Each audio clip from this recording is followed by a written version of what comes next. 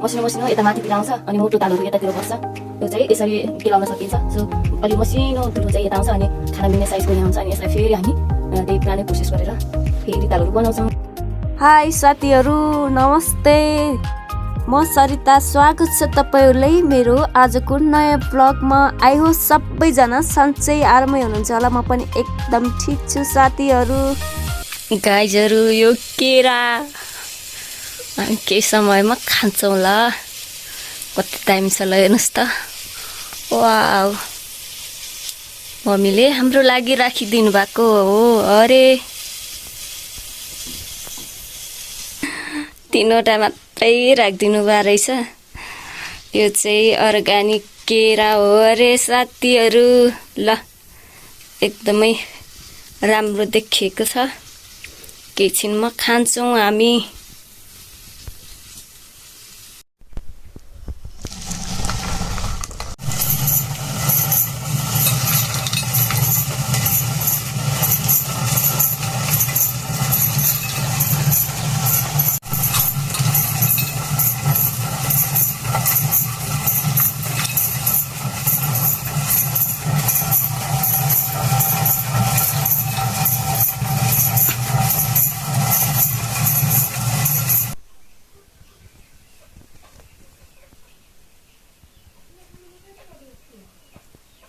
सिमी चाहिँ रेडी भयो साथीहरू, पिसेको दाल खानाको लागि।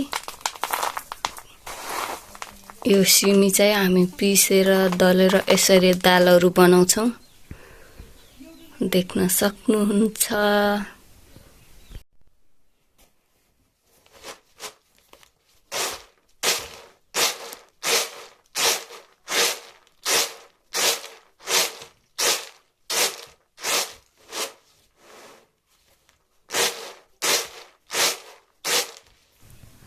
अनि यसरी निफिलेर यो सिमीको बाहिरको बोक्रा हो साथीहरू।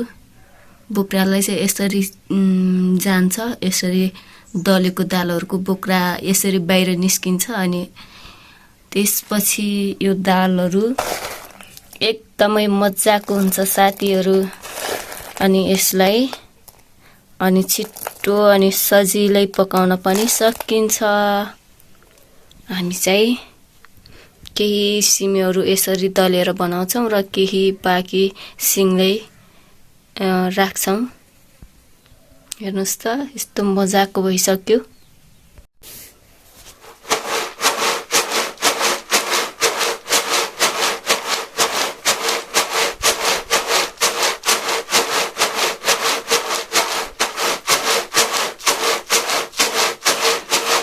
गाइस, यो चाहिँ हामी यसरी केलाउँछौँ। यसलाई चाहिँ छिन्केको भन्छ गाइजहरू। अनि मसिनो मसिनो यता माथितिर आउँछ अनि मोटो दालहरू यतातिर बस्छ। यो चाहिँ यसरी केलाउन सकिन्छ। सो अलि मसिनो धुलो चाहिँ यता आउँछ अनि खाना मिल्ने साइजको यहाँ हुन्छ। अनि यसलाई फेरि हामी त्यही पुरानै प्रोसेस गरेर फेरि दालहरू बनाउँछौँ, देख्न सक्नु। म चाहिँ लिप्नको लागि भान्साकोठाको भुइँ लिप्नको लागि तयार पार्दैछु माटो। सो तपाईँहरूले कसरी लिप्नुहुन्छ? हाम्रोतिर चाहिँ यसरी लिप्छौँ साथीहरू। फर्स्टमा यो दैलो भयो, यो दैलोलाई यसरी लिप्छौँ हामी। यसरी लिप्छौँ यो घरको भान्साको दैलो। अनि साथीहरू, ल यसरी लिप्दैछु मैले त।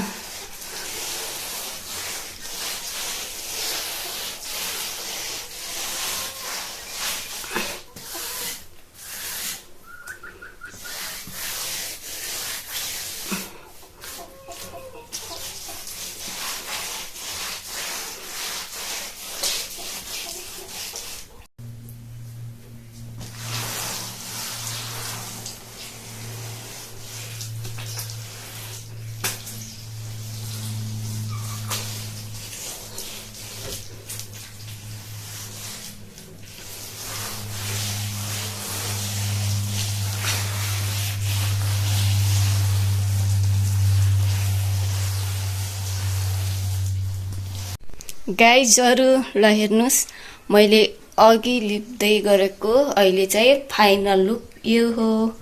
मैले हाम्रो भान्सा चाहिँ यति मजाले लिपिसकेँ, भुइँ मात्रै लिपेको हो। हामी चाहिँ यहाँ खाना पकाउँछौँ। ल यस्तो मजाले लिपिसकेको छु, हेर्न सक्नुहुन्छ। अनि यो रह्यो हाम्रो चुलो। हामी चाहिँ यहाँ यसरी बन्द गर्नेछ, यसरी बन्द गर्छौँ। अनि यहाँबाट यसरी यहाँभित्र आगो बाल्छौँ साथीहरू। ल अनि धुवा चाहिँ यो खालको डह्रोबाट जान्छ। अनि यहाँ चाहिँ रोटीहरू यसैमा पकाउन मिल्छ। अनि यहाँ चाहिँ अर्को भाँडोमा पकाउन मिल्छ। अनि यो आधुनिक अनि धुवामुक्त चुलो, धुवा फाल्ने चुलो यसरी पकाउँछौँ हामी। यसमा चाहिँ अहिले चाहिँ दाल पाक्दैछ। हेर्नुहोस् त यति मजाले आगो बल्छ यो चुलोमा। अनि यहाँ चाहिँ यसरी दालहरू उम्लिँदैछ कि टक्क लाएर। अनि यो चाहिँ हाम्रो आगो फुक्नको लागि के भन्छ ढौँडो। हामी चाहिँ यसरी फुक्छौँ। सो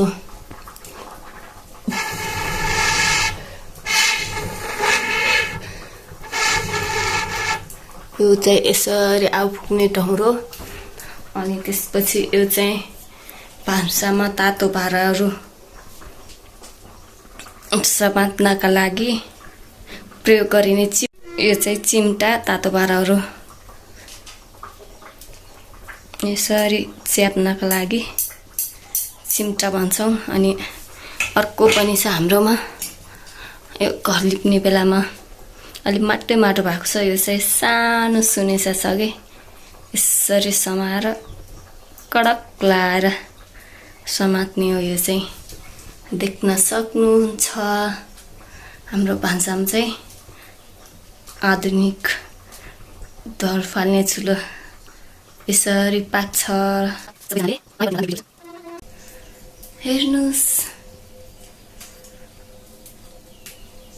ल हाम्रो चाहिँ चुलोमा यसरी पाक्दैछ। के पाक्दैछ भन्ने कुरा म तपाईहरूलाई देखाउने नै छु। हाम्रो अर्ग्यानिक भात पाक्दैछ। अनि ल हेर्नुहोस् यस्तो पाक्दैछ हाम्रो अर्ग्यानिक, देख्न सक्नुहुन्छ। यो मकैको के भन्छ यसलाई, अर्ग्यानिक आठो पाक्दैछ मकैको र अनि चामल मिसाएको आठो साथीहरू। यो चाहिँ एकदम मिठो हुन्छ। अनि वाउ आमैनी ल हेर्नुहोस् त कति राम्रो देखिएको।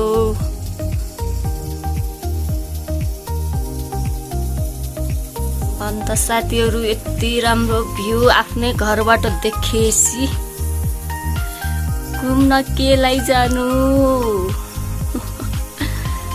ल आमै छक्कै परे, म त छक्कै परे।